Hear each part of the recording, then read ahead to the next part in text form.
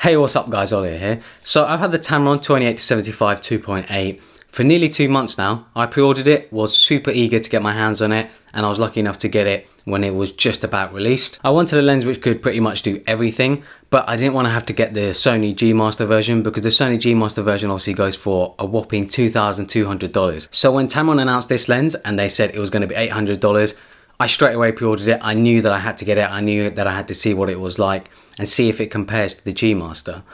And from what I've seen online and from other people who've got the G Master and got this lens, there isn't a crazy amount of difference. Of course, the G Master is better quality. It's going to be a high quality lens.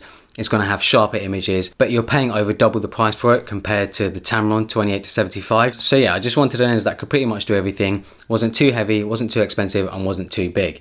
And I think the Tamron is that lens. When it comes to the design of the lens, I think it's actually pretty nice and pretty minimalist looking. It's got a matte black finish to it and it's made out of plastic, and it's made out of actually quite a high quality plastic. It doesn't feel cheap or anything whatsoever. I actually really like the font that they use for the text and the numbers on the lens, but that's probably sort of my designer instinct sort of coming out and really sort of judging the fonts that they use on the lens. Obviously it's not a big deal at all, but I just think it looks pretty nice. So yeah, the lens has an all matte black finish to it except from the mount. The mount has a sort of silver trim to it, which I think is pretty neat. It adds a nice little touch to the lens. One thing I did find odd about this lens was that the zoom ring is at the front of the lens and the focus ring is behind it, which is definitely not usual at all. Most lenses these days usually have the focus ring at the front of the lens and then the zoom part behind the focus ring. So yeah, it's pretty odd, but I have a feeling that Tamron did it for the benefit of the size of the lens. You know, they wanted to keep the lens as small as possible, and I think this was the only way they could have done it. At 28mm, the lens is as small as it can be, and as you zoom in, the lens sort of protrudes out.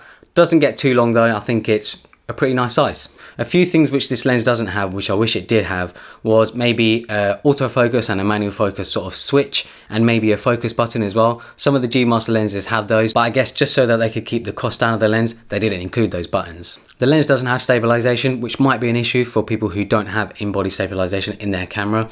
I use the Sony a7 III, so it's not too much of a problem for me, but that is something to consider. So as I mentioned, this lens is supposed to be an all-rounder for me. I wanted to use it for nearly everything, photo and video, and I found that the photo and video that come out of this lens are absolutely amazing. The f2.8 aperture really gives a nice depth of field, even at wide angle.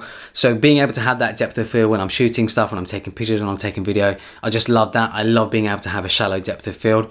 I found the background, the bokeh, to be really, really nice too. It's quite busy, and I have seen reviews, people complaining about how busy it is, but I actually like how busy the bokeh is. I like the bokeh to be almost part of the picture, you know, I want the bokeh to be noticed, and that just comes down to personal preference. You know, some people want their bokeh to be not busy at all. They want it to be really clean and smooth and not really distract from the image, but I like it being quite busy, and I found that it just suits my personal taste. At 28mm, it's not actually that wide, and I found people online sort of complaining about how it's not wide enough, but Tamron did say that the only reason they didn't go any wider was because it would have made the lens even bigger. At 75mm, I found this lens to be incredible. It's basically a portrait lens. It's such a good lens at separating the subject from the background. When the lens is hooked up to my Sony a7 III, and the autofocus that the Sony a7 III has, it's just an absolute dream to use. The autofocus is absolutely fantastic. It focuses so quick, whether in photo or video, and I found in video mode that the autofocus is so nice and smooth. It does a really good job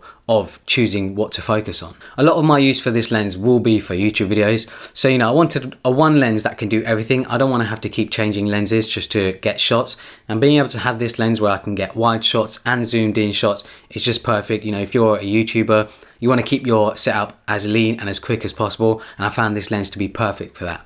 So yeah, if you're looking for an all-rounder lens, whether it be for photo or video, I think the Tamron 28-75 is definitely one of the first lenses that you should go for, one of the lenses that you should have in your arsenal. If you're looking for the sharpest lens and the best quality, you may be better off getting the G Master, but if you're someone like me who's just using it for YouTube videos, Instagram pictures and stuff like that, I think this lens is perfect. And with the $800 price tag, I think it's great value for money. So yeah, hopefully you guys enjoyed this video. Follow me on Instagram and Twitter, links in the description below, and subscribe for more.